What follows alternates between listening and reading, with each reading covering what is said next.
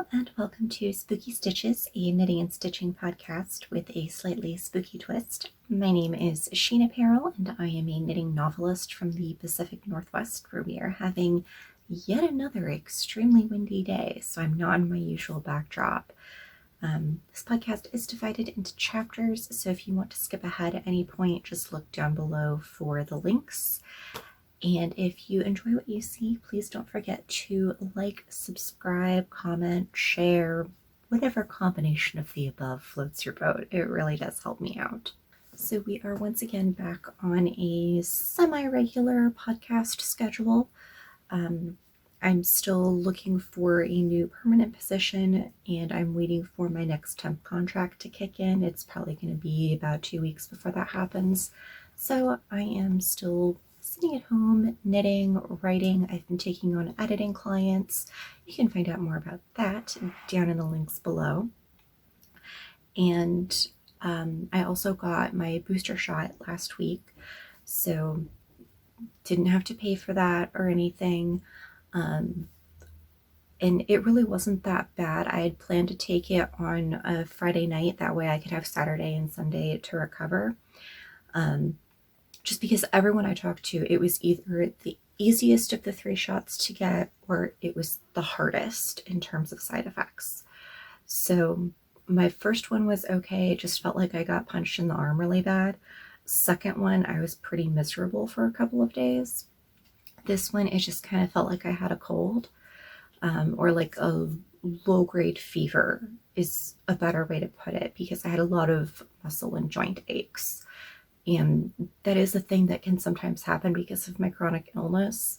So I just I stayed in bed and I watched TV. I binge watched 3 seasons of The Curse of Oak Island because I'm garbage for that show. And then the second day, I was mostly back to normal, although I did have, it was coming on me in like bursts or waves. So I'd have like 4 hours where I was okay, and then I'd have 4 hours where I was just like huddled under the blankets, shivering and couldn't get warm, and then suddenly I'd be okay again. So that was kind of how it went for me. But do please get your booster shots, your regular COVID shots. I myself have a chronic illness that affects my immunity, so that's one of the reasons why I've been making sure to get shots and vaccines and everything. And also I live with someone who is allergic to some vaccines, so it's very important to me that we protect the weaker members of our society that can't necessarily protect themselves. Okay, I tried to see if I could change my camera angles so I wouldn't have as much glare on my glasses. It's not working. It was bugging me, so I'm taking them off. So the other thing that we've been up to is we had another guest at the Cat Trap Hotel and Day Spa. I don't know what it is, but since we moved into this apartment complex, we have had so many stray cats. So many. We've caught almost 1 a month since lockdown first started, and we are not in a position where we can foster long term. We also have an FIV positive cat, so we have to be careful of his health. Again, immunocompromised, so we do take our cats to the shelter. We work with the RASKC here in Washington. They're generally very, very good at everything. They helped us find one of our cats when she was lost. So we do like working with them. They're a very good shelter to work with if you have to. One of the things that we're hoping is that eventually when we're able to buy a house, that we'll be able to foster cats ourselves. But right now, especially with me being unemployed, we just don't have the money to provide medical attention for these cats, and they all really need it when they find us. We had one turnip who had been put in a dog collar that was too small and he couldn't breathe or swallow correctly. We had another one turnip who had really severe mange. The most recent one, codename Apollo, he showed up. He had been in a fight. He'd been attacked and had spots all over his face. and he wasn't eating or drinking a whole lot. And I also suspect that he might have had like a lower back injury, maybe. He's the only cat I've ever met who didn't want to be scratched at the base of his tail. So I asked them to look into that as well. And then the day after we dropped him off, I had someone on Ravelry say that they wanted to take him. So as soon as he becomes available for adoption, which should be either tomorrow or the day after, I'm going to go pick him up, and then I'm driving him as far as Portland, and then someone else will be taking over from there to get him to his new home. So that's one exciting thing that we've been working on this week, which that has just been, I'm really happy that he has found a good home with somebody who wants to keep him forever, because he is just the sweetest thing. I will insert some pictures here, but he's this big orange boy with the saddest old man face. The shelter says that he's only about 5, but he's super sweet. And he just came up to our back door and asked to be let in. Ash just picked him right up, took him to the bathroom so he could be isolated. And as soon as he would see one of us come into the bathroom, he'd flop over for belly rubs. I mean, he is the sweetest boy ever. So I'm very happy to be sending him off to his new home. New releases in the past 2 weeks. I did have a Plan With Me video go up. I'm new to the whole Plan With Me filming type of thing. I watch a lot of them. But one of my frustrations with Plan With Me videos is that so often it's just about setting up layouts or putting down stickers. And I mean, that's fun. It's fun to watch, don't get me wrong. But that was my biggest frustration with Plan With Me videos. So I decided to make one where I went through some of my time blocking and time management as a chronically ill author. So that video is already up. I am planning on doing a vlog of a day in the life as a freelancer, kind of going over what I do in between temp positions. Right now, I tried to film it last week and it went badly wrong. Nothing worked right on the vlog. I had like 10 minutes of usable footage for one section of my day, and then everything else just went sideways. So I'm going to refilm that next week. And now it is time for our sponsorship moment, because it's my podcast and I'm sponsoring it. So this week I wanted to tell you about some of the short stories and novellas that I have available. Some of these are on Amazon. Most of them are only available through Patreon, which I talked about last week. So I write a lot of exclusive short stories for my patrons. I also have a novella up called Drew Faust and the Devil's Due. And if you're a fan of Nancy Drew style mysteries, then this one is for you. It's set in Columbus in the 1920s. It deals with prohibition and bootleggers and all of that kind of jazz age type of stuff. And it's told from the perspective of a 16-year-old girl named Drew Faust. And she also gets a little bit into some of the xenophobia that was happening at the time, because this is just after World War II. And her family is of German descent, so they deal with some of that. Columbus was also a hotspot for the KKK in the 20s. They were like the second largest group in the North.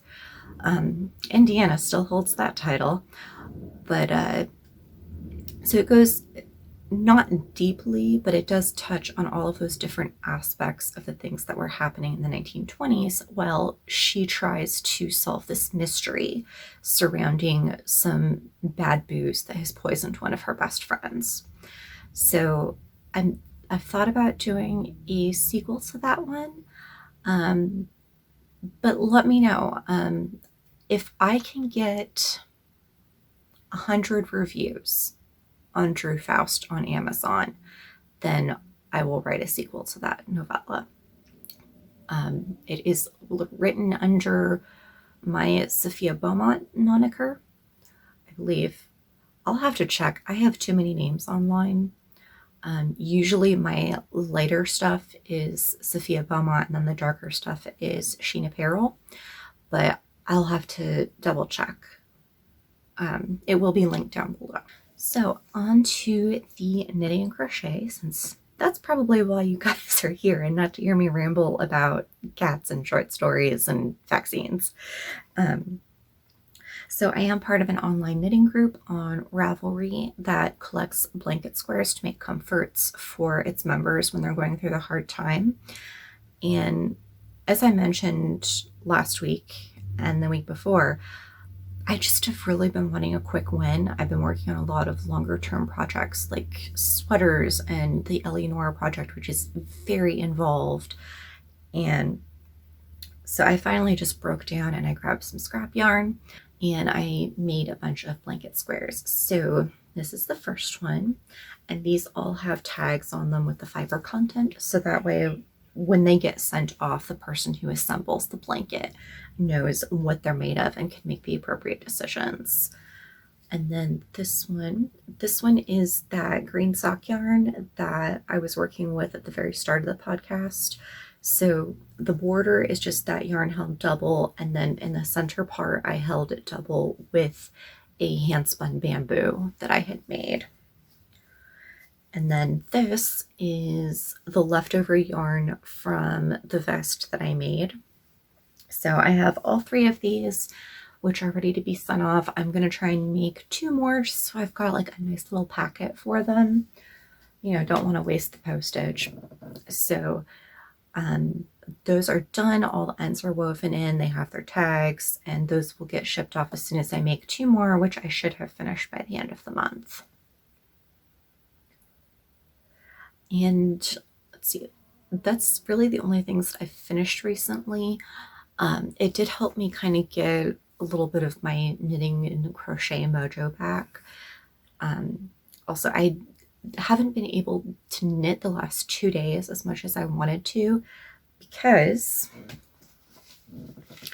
with the Eleonora Project, I'm using size 000 needles, and these things are pointy, very pointy. Can you see that? I don't think you can, but I stabbed myself, and I stabbed myself hard enough to break the skin.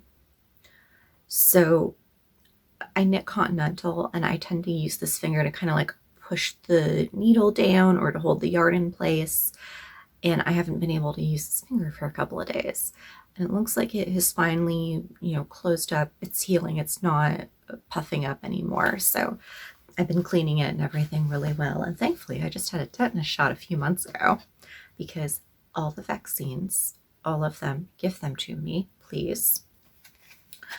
I don't want to lose my needles because they are tiny.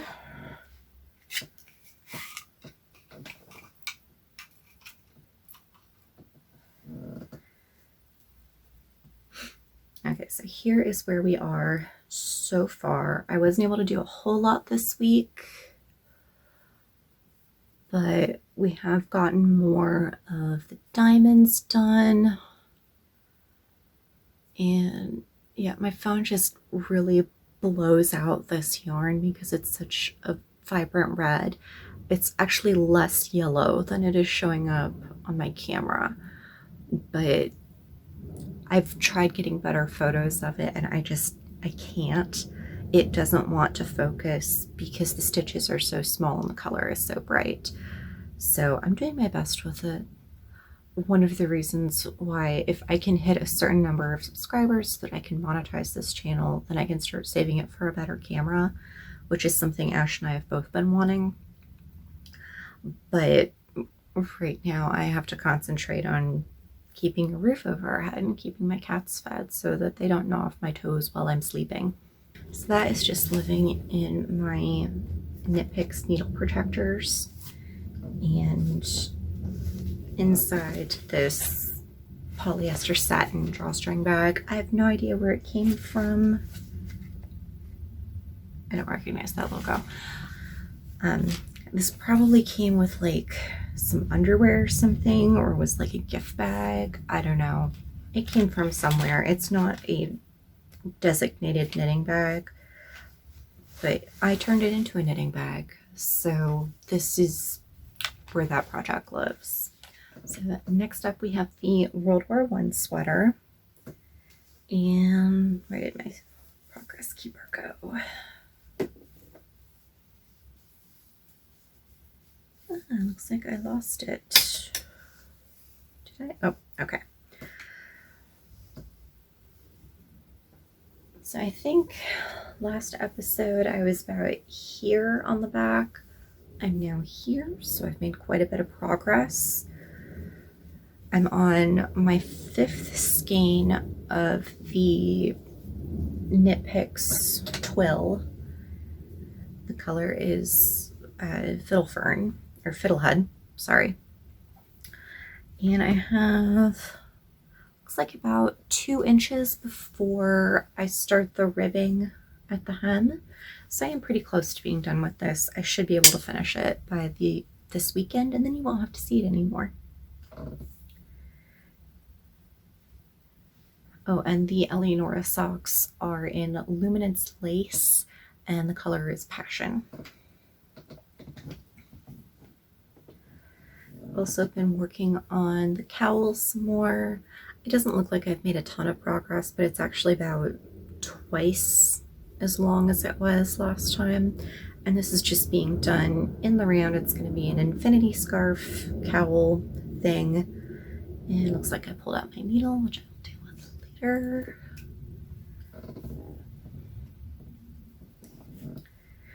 And then since I couldn't knit for a couple of days, and I switched over to crocheting because crocheting doesn't put pressure on the tip of this finger.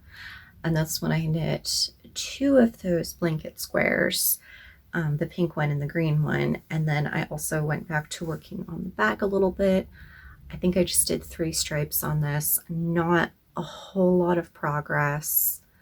Like I said last time, this one's just kind of chilling in my bag, and then when I want to work on something different, I pick it up.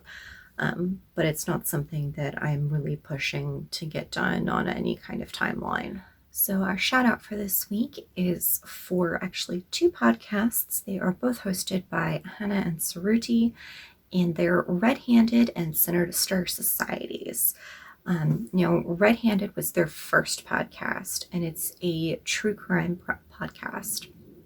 You can find it anywhere. I listen to it on Google Play, and I think that they are really good. They really examine the different aspects of a case, the different psychology and everything. They aren't experts, but they are very well informed.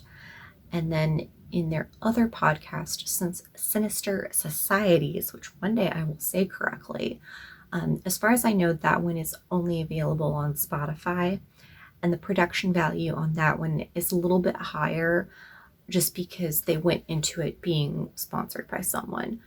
Now, Red Handed is very good, but do be aware there's some audio issues on the earlier episodes because they were still kind of figuring things out. So Sinister Societies looks at cults, and some of them are famous, some of them are less famous. And it also looks at how they get started, how they draw in members, and how they might be impacting your life. You might not even know that they're a cult. So they have really interesting episodes, really interesting perspectives. I love listening to both of them. I think they're really funny, but they keep their banter on topic.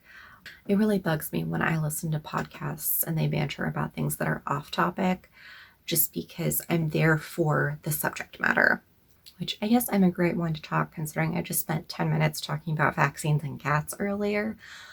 But, I'm trying to be a little bit more personable, and I don't have a co-host to chat with. So if I just show you my knitting, then it takes like 5 minutes and then we're done. So content.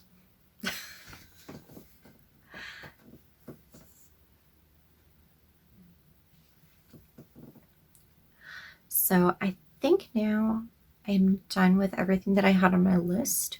We do actually have a story this week. So I mentioned last time that I had pre-recorded a story and just hadn't been able to work it in anywhere.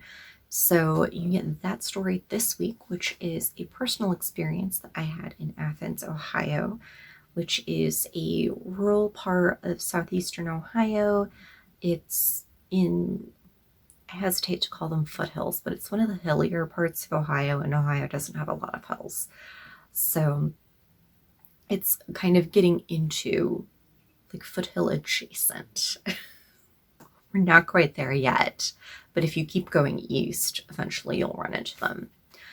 So it's a ghost story about a park in Athens, and I will go ahead and just let voiceover Sheena tell you about that one so that I don't sit here rambling, and I will see you next time.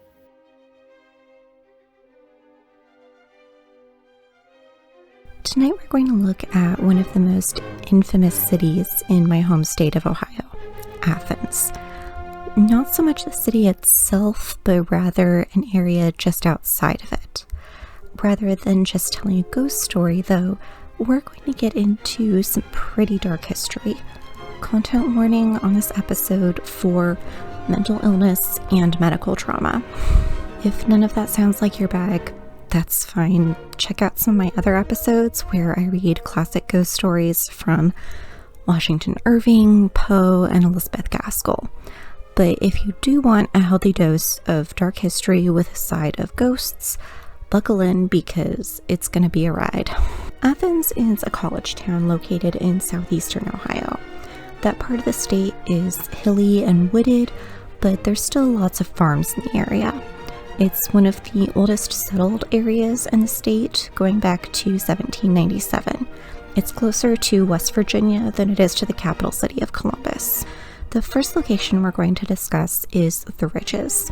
Aside from the Mansfield prison, the Ridges is probably the most famous haunted location in Ohio, as in it's the one everybody knows about. Fun fact, it was the inspiration behind the asylum in Mindy McGinnis, an Ohio author. She used it in her book A Madness So Discreet, which I highly recommend if you are into historical crime fiction with a hint of the paranormal and weird.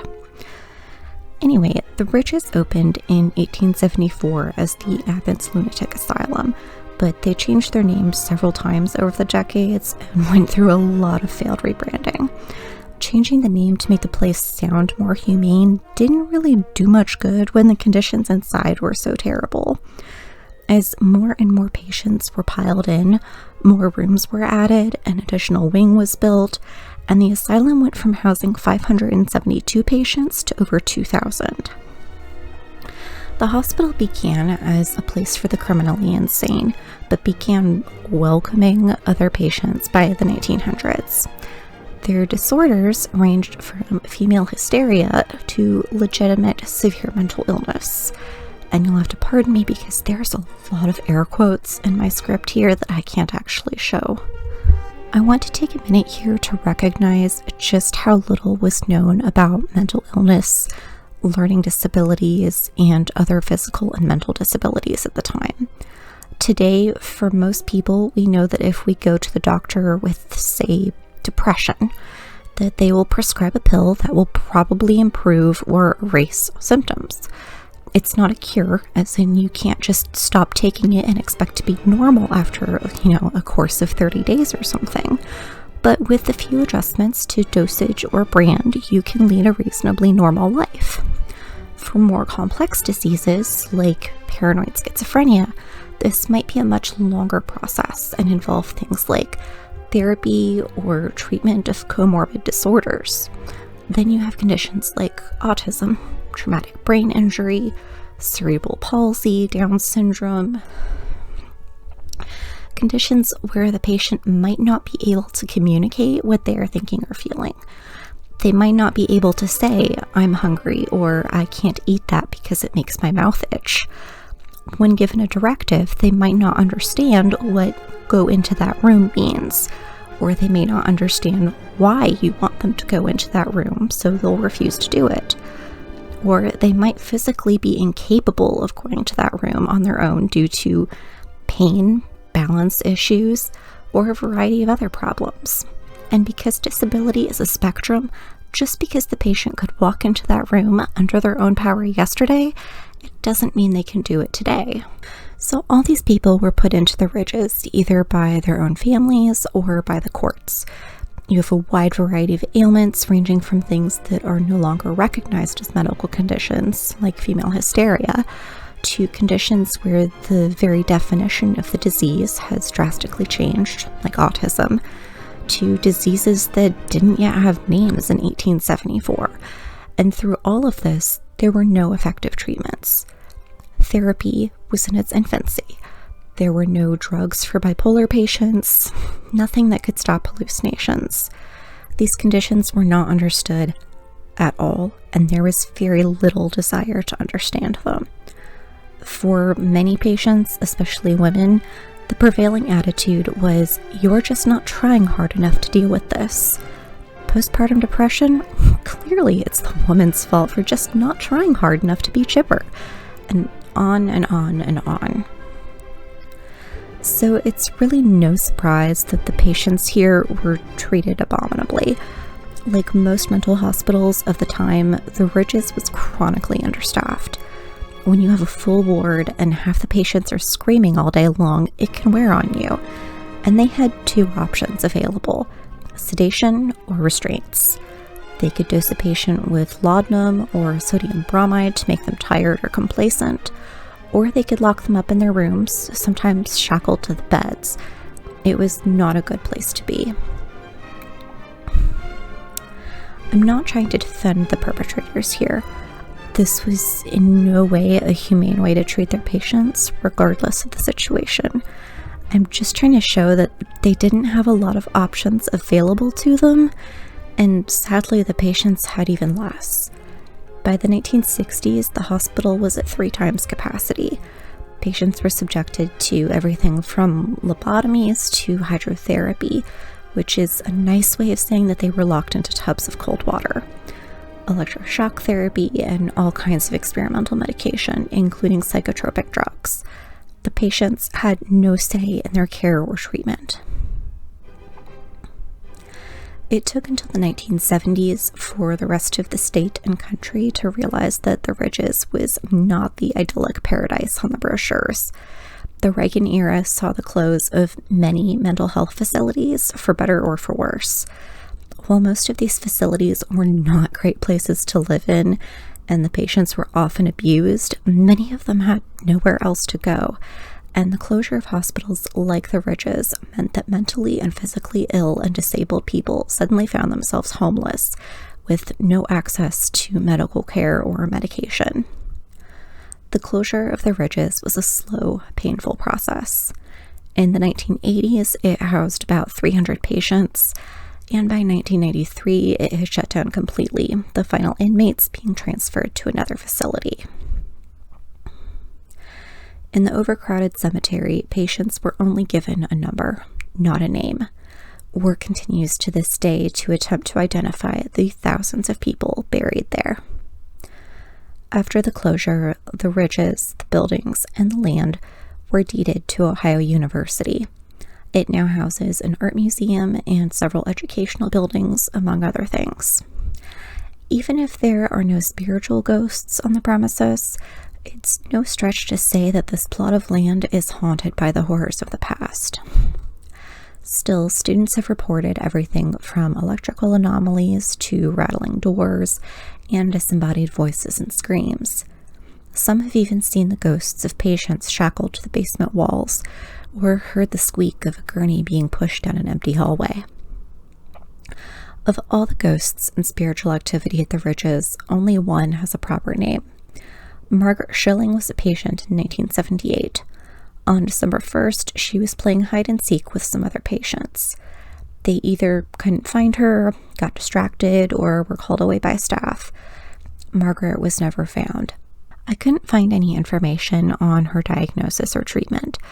In fact, all we really know about her is this: Margaret was never seen alive again. Her remains were found 6 weeks later in a storage shed. She's often seen in various parts of the asylum, especially near where her body was found, trying to escape. I've never been to the Ridges myself. In college, 2 friends and I were part of a larger ghost hunting group. We had to go to Athens for another reason, and, familiar with the reputation of the area, grabbed some equipment and started driving. We left after class, and by the time we made the 2.5-hour drive, it was too late to visit the campus. OU is pretty particular about ghost hunters, and they don't like people trespassing at night. Since none of us had spent a great deal of time in the area, we didn't want to go sneaking around in what might be private property. We decided to go to a local state park instead, where rumors of hauntings and witches abounded.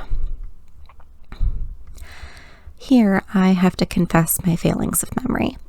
This was over 10 years ago, and there are roughly 10 state parks all within a 15 to 20 minute drive of the Athens city center. I honestly don't remember which one it was, or specifically what stories drew us there. I suspect it was Stroud's Run State Park, which is just east of town, but I can't be sure. So, picture this. 3 teenage girls in an old Toyota pulling into a massive state park that covers over 100 square miles. It's after dark, late in the year. The trees are mostly bare. Outside, it's just above freezing. We pulled into the park expecting to see a large parking area and an open space. Instead, we found a mostly gravel road that just kept going and going and going. Occasionally, we'd see a sign for parking, but no place to actually park. Or there would be a turnoff that just went black immediately off the main road. It was just an abyss. We kept looking for a place to park, to get out and wander around, but there was so little signage, we had no idea if we were near the hotspots we'd come to investigate. The longer we drove, the creepier it got. There were no streetlights on this road. Every few hundred yards, we'd pass a dead animal. Finally realizing we wouldn't be getting out of the car and all feeling unnerved, we broke out a camera and our audio recorder to see if we could get anything from the car. Our driver turned off the radio and drove slowly further into the park. In the front seat, my other companion had a digital camera. None of our photos showed anything remarkable, however. The audio was a different story. Because it was dark and this was the early days of digital technology, I stopped every so often to play back what I just recorded to see if I was picking up anything. Music. There was music on the recording. We were completely silent in the car. All you could hear was the engine and the crunch of tires on gravel. There were no houses. We were in the middle of the woods, but on every single clip, soft music could be heard under the layers of car noise. None of us could identify a specific song. It was like hearing the radio playing quietly in another room. We had no explanation of where it could possibly be coming from. We confirmed the radio wasn't just quiet, it was off. No backlight, off. When we looked through the bare trees, the sky was cloudless, but the only thing visible was a crescent moon. No stars, no light pollution. Finally, we'd had enough. Half convinced that if the whole damn park wasn't haunted, that there was probably a serial killer hiding in any one of those darkened turnoffs waiting for us to stop, we used the entrance of one of those turnoffs to make a 3-point turn and get the hell out. As soon as we turned the car around, the stars came out. The dead animals we'd seen on the way in were gone. There was only one road, one way in or out, but the dead animals were gone. The music stopped too. From what I understand, that particular park is a popular meeting place for various pagan and Wiccan groups. And at the time, the local Athens coven was known for being a bit territorial. Our only explanation is that they set up some kind of protection on the park. 3 fledgling witches blundering around was enough to trigger some sort of supernatural abandon hope all ye who enter here. I'm a consummate debunker. In my own witchy pagan circle, I'm the one people come to ask, was this paranormal or am I crazy? Normally, it's neither. Normally, it's something like a trauma reaction that hasn't finished healing, or it's an electrical issue, or an asshole cat. But even though it's been more than 10 years since that trip, none of us can explain any of it. Thank you for joining me tonight, and I hope you enjoyed the story. Don't forget to check out my social links below, as well as my books. I promise there's more creepy ghosts and paranormal stuff there.